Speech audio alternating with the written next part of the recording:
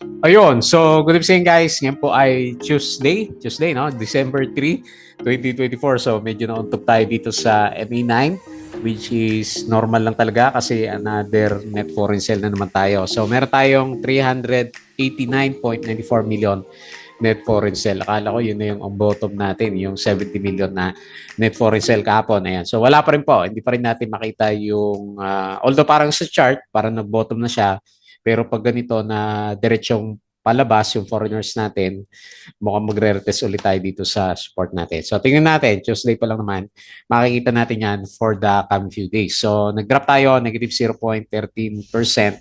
Wala masyadong malakas na galawan dito sa mga big caps, pero dito sa mga, ayan, so yung mga trending stocks, yung lagi yung mga trending stocks yung ano pumipitik talaga, lalo na si dito natin.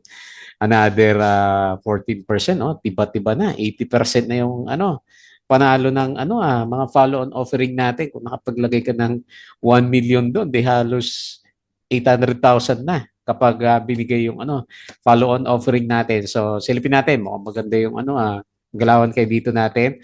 Okay, so 6,734.21 yung closing natin. At yun nga, hindi masyadong gumalaw yung mga blue chips, big caps natin. Yung galawan ng US stocks, mix din siya. Yung Dow Jones, nag-drop kagabi. Pero si S&P tsaka sino pa yung isa na indices natin sa US is okay naman siya. Okay? So ito po yung ating mga trending stocks. So para puro mga dito stocks yung gumagalaw. So dito, another 14.65%. Eh, nakakapo muna yung galaw nito para ABG na rin. So 29.52 million net foreign buy. Ayan, may tagatulak si dito. Tapos si PHR, syempre, ang usapan dito, kung meron nang nakano sa kanya, meron ng uh, another investor, but last time investor na pull out.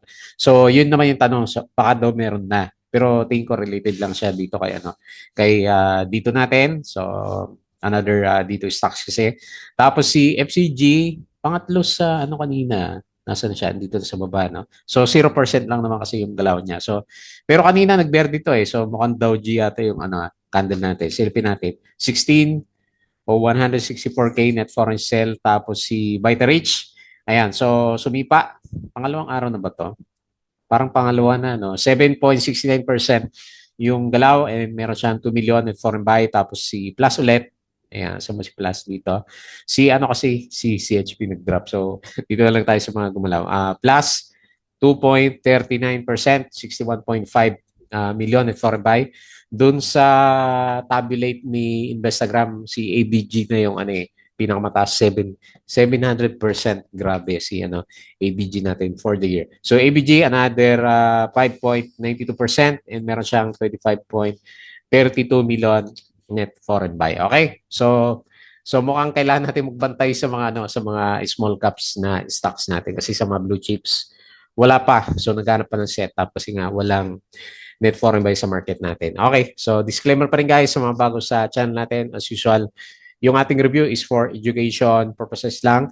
Huwag mong gagamitin to as a reason para mag-buy, sell, or hold ng stocks. Meron po kasing risk na involved sa market. Due diligence na lang po anong stocks yung gusto mong bilhin. So, double check na lang po. And then, follow mo ako dito sa ating Plumpy Trader na YouTube channel. Subscribe ka lang po para updated ka sa mga reviews, or kung gusto mo join ka dito sa trading community natin, kung gusto mo mag-support, pwede rin naman po. So yung mga subscribe, maraming salamat sa usual viewers sa market natin. Nabubuhay ulit tayo kasi nag-bounce yung market. Kapag reviews, sample trade sa market, basic indicators, technical analysis, fundamentals, risk management, plus yung ating mga PSE stock market studies. Crypto to, follow mo na lang para sa mga play to earn games natin. So paminsan-minsan meron tayong mga uploads. Tapos sa Facebook account, follow mo na po ako para pili ka sa mga posts, or dito sa Facebook page. Ayan, pili ka na lang po. Sa kanilang dalawa, sa Bripic, so dito sa local market, sa US and cryptos. Tapos sa Twitter, okay, silipin natin yung Ano ba magandang balita ngayon dito? Ayan, ito, no. So, dito muna tayo sa summary. So, hindi pa rin hindi pa rin tumitigil po yung net foreign buy. Kaya siguro yung most likely yun yung reason. Kaya yung mga big caps na stocks natin, ayaw pa din namang gumalaw. Ayan, pull back si holding firms. So, ito yung mga umakyat kapon, negative 0.57% ngayon. And ang panalo dito is services sector. Nag-up siya ng 0.53. So, close tayo, negative 0.13%. Okay?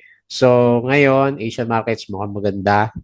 Tapos, ito, tignan natin Ito yon sinasabi ko sa inyo kanina. So, ABG talaga yung malakas. So, 762%. Si Plus, pangalawa na lang siya, 195. CHP, ba yung tatlong araw na galaw niya, laki pala, 95.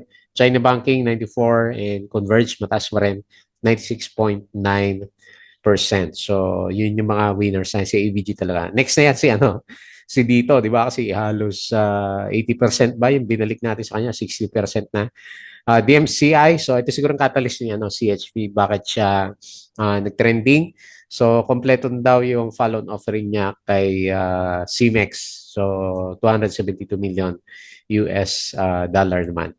SpaceX, meron siyang tender offer. Emirates aims to expand its portfolio to 1 million square meters. SPNEC, mababa yung trade cautiously, sabi ni Phil Stock. So 1.15 lang daw yung fair value. Corporate stories natin, IDC, subsidiary of IDC partnered with Dusit International Hotel.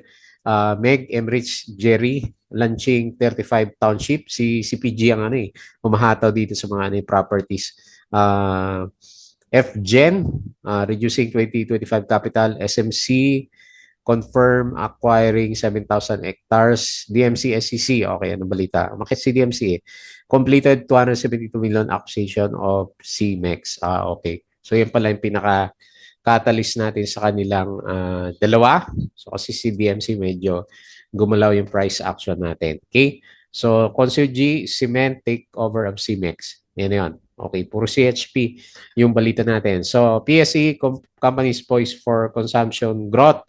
Ito daw, SMPH, Ali, Robinson Land at saka Robinson's Retail. Jollibee, Pure Gold at saka si URC. Okay, telecom sector, TEL continues to lag behind Globe and Converge, BPI. Okay naman yung earnings. Meralco, partners with Power China for solar project. Tapos yung galaw natin kahapon. Konti lang na post ko for today's trading natin. Okay. So, anyway, ganun yung galaw ng market natin. So, konti lang yung balita. Tingnan na lang natin yung mga chart natin. Nakalimutan ko na naman yung Patreon natin. So, yung mga gustong sumali sa Patreon, yung gusto mag-support, and dito po yung link kay dito kay Twitter. So, doon na lang sa end natin. Buksan yan. So, tingin tayo sa market. Medyo na tayo. Nauntog tayo sa nag-resist yung MA9 at 100. Hopefully, hindi lower high yung yung galaw natin. So, pag mga ganyang galawan na puro net foreign sell, ang bias, ang personal bias ko sa market is babagsak talaga Negative 0.13, 67. So tingnan natin, alam mo, bago bukas. Pero mukhang ilag na ilag talaga yung foreigner. So nakaka-apekto daw yung yun lang naman yung nababasa ko, nakaka-apekto yung tension between BBM at saka si Inday Sara. Yun yung nagkakos ng instability sa market natin. Kaya mantakin mo nga naman, di ba, kung magkagulo. So kaya lumalabas yung mga foreigners natin. So anyway, temporary support is 6,610. Ayan. Wala tayong support. So kaya makita mo yung mga blue chips, hindi masyadong gumagalaw. So ICT, 1%. BPI, negative 0.55. Sino pa? AC, 1.8. Lumalaban, no? Ali, hindi pa nag-bottom yung alaga natin. 0.52. PLDT, ayan, medyo nagre-recover. 1%. So, maliliit lang yung galawan ng mga big caps. Converge drop ulit. Jollibee drop, 1%. Bloom, nag-ukay. LPG, nag-breakdown na siya, no? So, gawa ng dividends. DMC, nag-Dow GC, nag-Dow GC DMC natin. Ako. CNPF, ito, pa-breakout na. Ayan, pa-breakout na CNPF. SEC, Okay, lumalaban ulit, 1.1%. So, GGS, wala pa rin. Okay, nasa ilalim pa rin siya. Okay? So, yun yung galawan ng mga big caps. Dito tayo sa winners. PHR. So, biglang binomba to 5 minutes. Tingnan natin. Okay, pag-usapan naman natin mamaya. Sa closing. So, medyo binomba sa closing si PHR natin. Okay, laki, no? So, pero alam ko, ano ko dito, intindi ko. Sumabay kay dito. Okay, dito, 14.65. Ang taas na, no? Pag-usapan natin yan. Sino pa? Si Vitarich. Ganda rin ng breakout niya, oh. So, bumalik, 7.69. Ayun, oh, si Macro Asia. Bumalik na rin, 6.25. Maraming malalakas, oh. ABG, oh, Torre. So, 5.92%. Meron daw backdoor. Ayan, may nag-message sa atin. May backdoor listing daw itong si ABG na parang parang pinag-uusapan. Ayan. So, hindi ko masyadong ano yung details kasi wala naman siyang disclosure. Tapos CPG, 5%. Laki din ng breakout ni ano. So, kung mapapasin nyo, yung mga gumagalaw dito, Plus, ABG, Vita, yung mga previous na ano yan, malalakas na stocks natin bago yung mga drop na malalakas na market. Okay, so marami nag-bounce ngayon. No? Si Merrimart, 3% plus 2.39. GMA, ano, buhay na rin. 2.12%. Robinson, 1.95. Okay, so punta tayo sa mga sellers. Sino ba sellers na? Bank of Commerce, ano nangyari dito? So walang volume si nangyari dito kay Bank of Commerce? 8%. Laki Medic, minus 4%. Oldie, minus 3%. Lalong bumabagsak. Ang daming pabagsak IMI, so pabagsak na rin 2.55. Wala kasing volume tong si IMI natin, si CLI minus 2.18. Security Bank, asa na?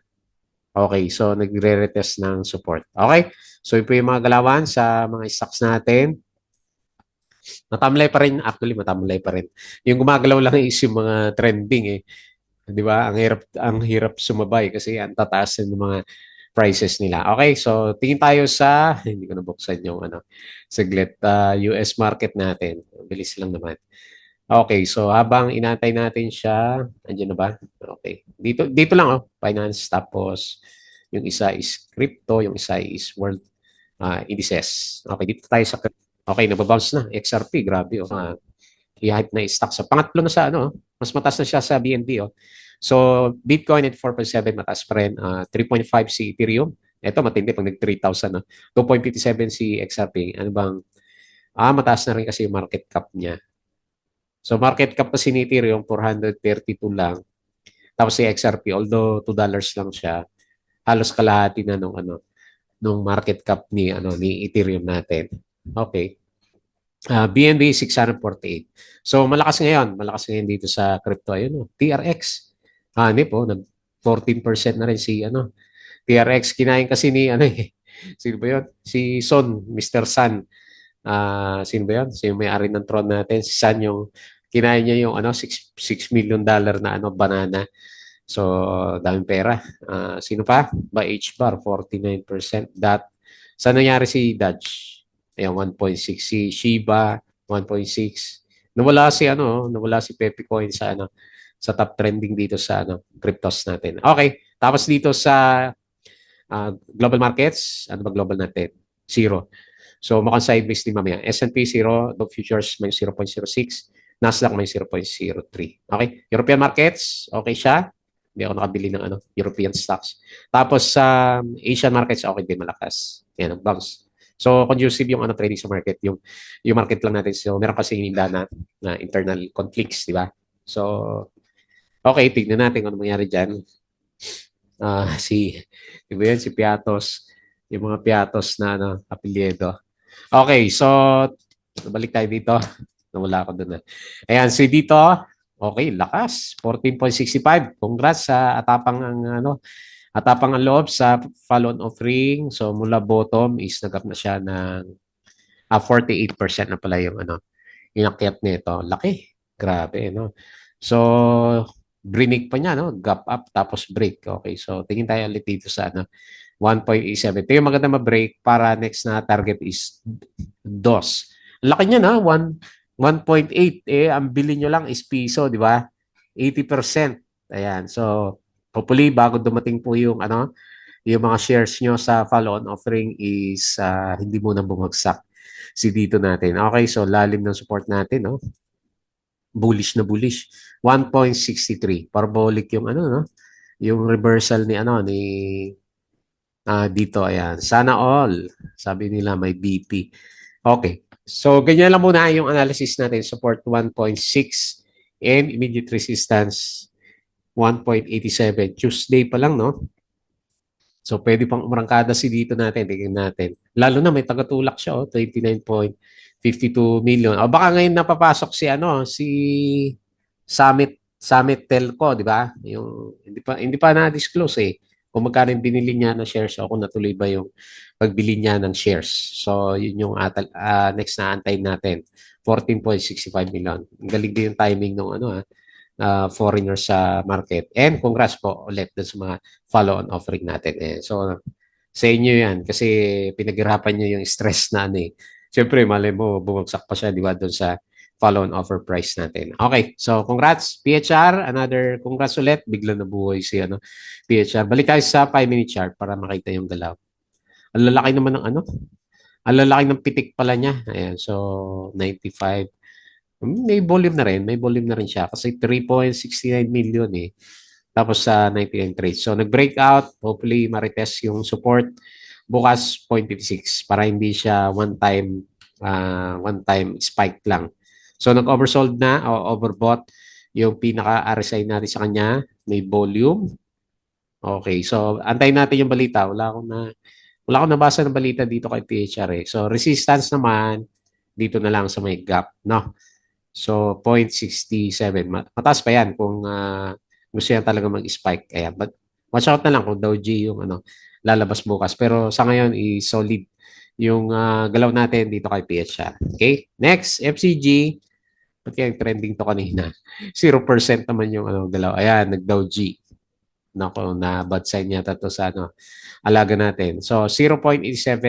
So, 3 beses na-reject. Hanap tayo ng support.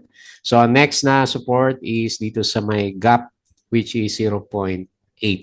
So, Dow G kasi, tapos walang volume, no? Mahina. 1.93 billion. Ayan. Pero mas marami siyang trade kay PHR. Pero yun nga, nagtakbuhan kanina, no? Pwede na nga rin naman, no? Kung tutusin, no? So, halos 10% na rin kasi yung bounce niya, no? Pero makita mo naman, ganun talaga yung galaw niya Up, down, up, down, up, down. Di ba? Pero overall picture, pataas pa rin naman siya. Kailan yung candle ngayon, medyo bearish yung candle natin. Okay? So next, buy to reach. Ayan. Ito yung mga sumisipa dati, no? Dapat pala ito yung mga binabantayan natin. So, on the way siya para sa gap, 0.74. Lakas ng volume niya, So, laki. Mukhang tutulak to, 7.69%. Ilan ba yan? 2 million net foreign buy. So bullish yung mga indicators. RSI and MACD. So bullish din yung galaws. Saan yung support? Dito po sa around 0.67. Pero nangyari sa kanya parang may malaking trading range siya, no? Mula dyan hanggang dito. Yan, pinaka-trading range ni Baita natin. Okay. So good.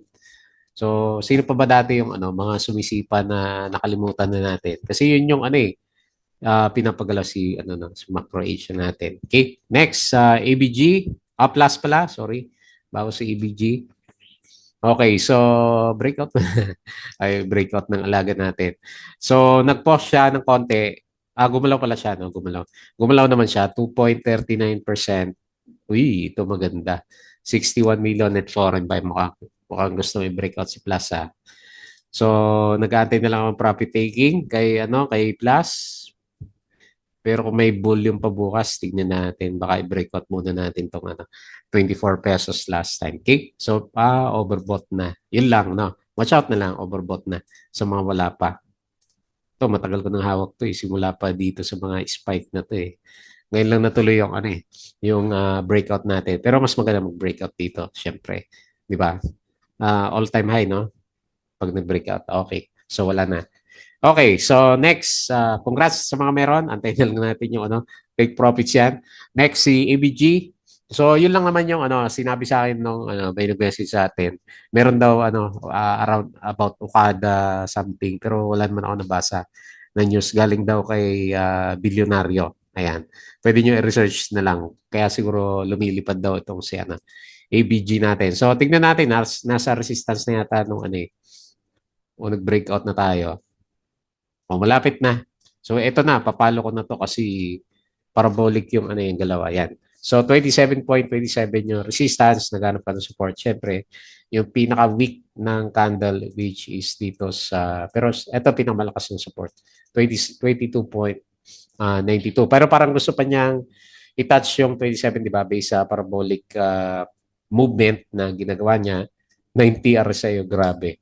So, ito na, pinakapanalo. Paano niya nasukat yung ano, 700 na yun? Kasi sinusukat ko siya dito, 300 lang eh. O baka hanggang dito, no? January. O, halos 700 nga, no? Panalo si, ano, si ABG natin, no? Okay, so anyway, very good. Meron pa bang iakyat? So, depende yan sa rumors, pero sobrang taas talaga yung galawan niya. So, 7 billion na yung ano, market cap niya. 600% ba naman, di ba? So, 5.92% and 25.32K net foreign buy. Okay? So, hopefully, maganda yung galaw natin bukas. Kailangan natin ng ano eh. Wala tayong net foreign buy eh. Hindi aakyat yung mga blue chips na alaga natin pag walang ano eh, net foreign buy. Kaya madalas yung trade is to mga ano, mga trending stocks lang. Kasi lalakas nga naman ng ano ng pitik. Ayan. Okay, so yun lang muna. Hopefully maganda yung US market mamaya. Makabawi yung mga AI stocks na alaga natin.